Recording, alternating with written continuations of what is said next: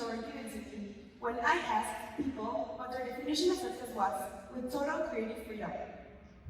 There are approximately 8 billion people in this world, giving us millions of different possible concepts of what success is or what its current pathway can be. So why should we speak to only a few of them? The more traditional ones, maybe, that were put into our brain from the moment we started growing out into the world. And if you do believe that the correct answer to success is what we have to act according to people's expectations, I can't blame you. I thought I had to stick those as well. However, there is a deeper explanation to all of this. Did you know that modern-day humans are still subject to certain primitive traits that make us need to belong? Take me as an example. Throughout my 17 years of life, I have been many things that define me. A sister, daughter, student, but honestly, also a people pleaser. The truth is that humans are prone to making decisions around pleasing others. According to psychotherapist Sharon Martin, he traced back to millions of years ago, where not belonging to certain groups of people was a threat to survival, because it meant starving or being preyed upon. Combining this instinct that we unconsciously carry with expectations that nowadays provide us with societal stability, I know that the pressure into building our future can be truly exhausting. With expectations on who to be on our modern world and the diversity to be considered, we could even say that we as a society have committed an accidental self-sabotage in terms of suppressing our talents. Not necessarily to restrain us intentionally, but because it is in our nature after all, to fit in, to belong, to please others, and more. While we grow up, hidden messages are sent to us subconsciously that makes us follow unsaid rules almost automatically. And as a society, we focus on the traditional. It's simple.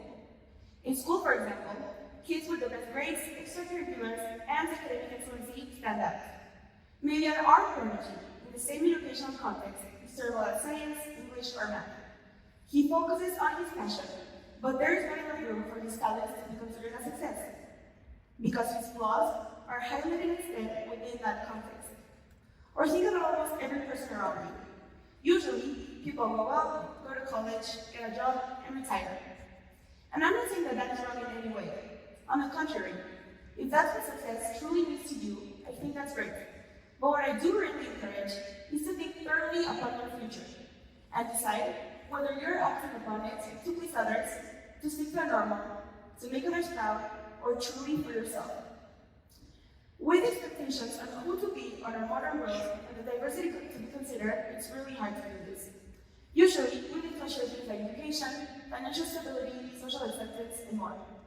But eventually, these unrealistic expectations are bound to happen because they are so specific that they may not fit with everyone's character.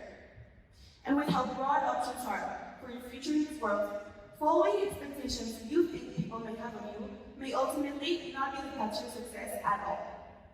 In fact, it might demotivate you, take away possible and unexpected opportunities, and limit you from reaching your true potential. I would first like to say that your surroundings, family, friends, and peers also influence your vision on your own future. Throughout our lives, we learn ideas of what traditional success looks like, and directly try to follow them. Eventually, we become afraid of criticism, failure, or disappointment when breaking out of those ideals. Me personally, I have felt this pressure in school mostly. Ever since I started high school, I have gotten the same question several times now. What do you plan on doing after you graduate? What career are you looking to pursue? Now, I know these are regular questions, but to tell you the truth, they used to scare me profoundly.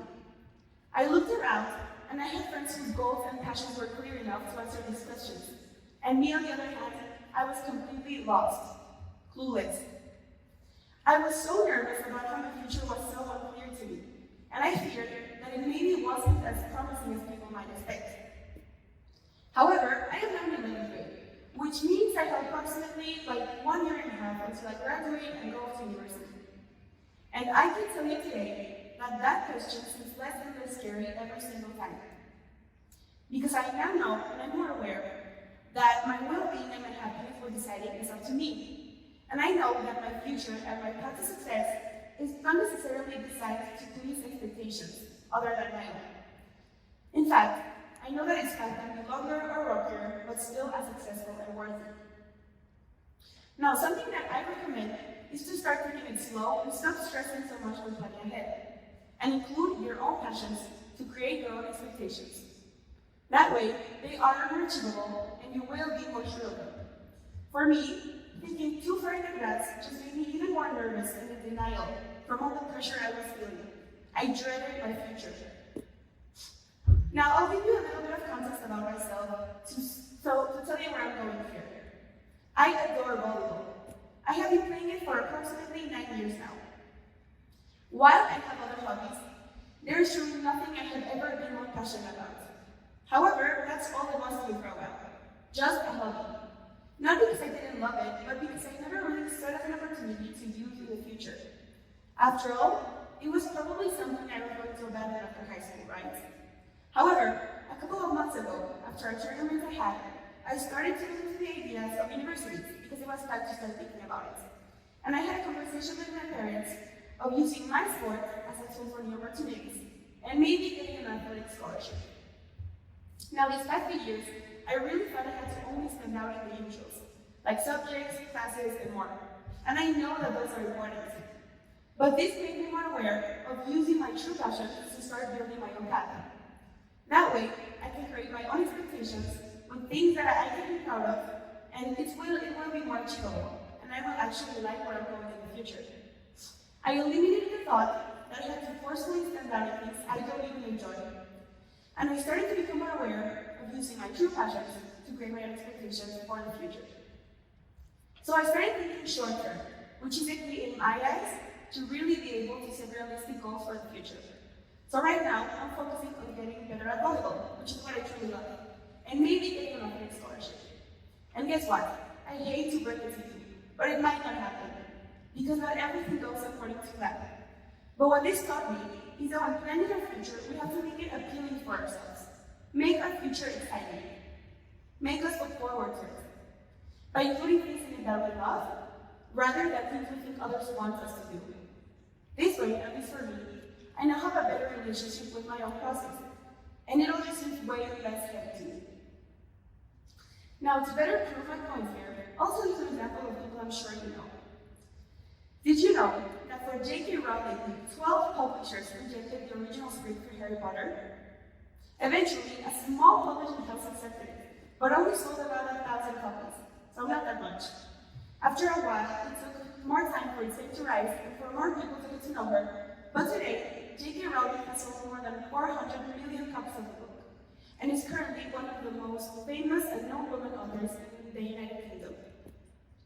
Walt Disney was apparently fired from a job he had in a paper because he lacked imagination and had no good ideas. Can you imagine? After that, he decided to have his own animation studio, but quickly went into bankruptcy because he couldn't afford it. After that, when the business was acquired again, he decided to give it a second chance, but quickly went into debt again. He moved to Hollywood, continued his career, and now has touched the lives of millions of people, including mine, and I'm sure all of yours too. Steven Spielberg was apparently rejected by 2 universities before actually getting accepted into one. Once he finally got accepted into university, he decided to drop out for a while to focus on other projects. He then returned, finished the university, and is now one of the best directors. Now, these are some of the most famous people in the world in their own areas of work. Do you really believe that failure, rejection, bankruptcy, and having people who didn't believe in them were in the plans of J.K. Rowling, Steven Spielberg, and Walt Disney when planning ahead? I can assure you it was not. I can also assure you that when going through it, they all probably felt scared, embarrassed, maybe even hopeless, because they were afraid of what people may think, and because they had no idea that these obstacles were key elements to their own success. However, I can also assure you that you all probably didn't even know about their failures, because their success stands out more today, because those failures did not hurt absolutely anyone, and they were not the end of the world. In fact, it just took them to where their success is today. Also, do you realize how they all use their true passions as a main goal or idea throughout their process to start planning ahead? Now, don't worry. Of course, I don't mean you have to be famous or a world-known star to follow these ideals in your own life. But what I do mean is that you cannot escape failure. That's a fact. We all know it. So don't try to. Don't try to escape failure. In fact, acknowledge it. Acknowledge both your strengths and your weaknesses and own them. Because you never know if those failures will be a key element to your own success. It is never too late to fulfill your wishes in life when breaking out of the ideal that pleasing others is an element to be considered in your own pathway for success. Once you lose the weight on your back of having to act according to people's expectations, is when you really start to realize what your true success is. So who knows? Maybe knowing this, the next time you feel you failed, disappointed someone, or didn't speak to you normal, you will start to process things differently. What if I told you that by acknowledging both your strengths and your weaknesses, you will take a tremendous pressure off your back? What if I told you that by understanding that you don't owe anyone your wisdom, and that you don't have to follow anyone's expectations, your life will start to get better? And what if I told you that by meeting your own expectations with your own passions, what you once believed to be a failure can now become your biggest achievement? Thank you.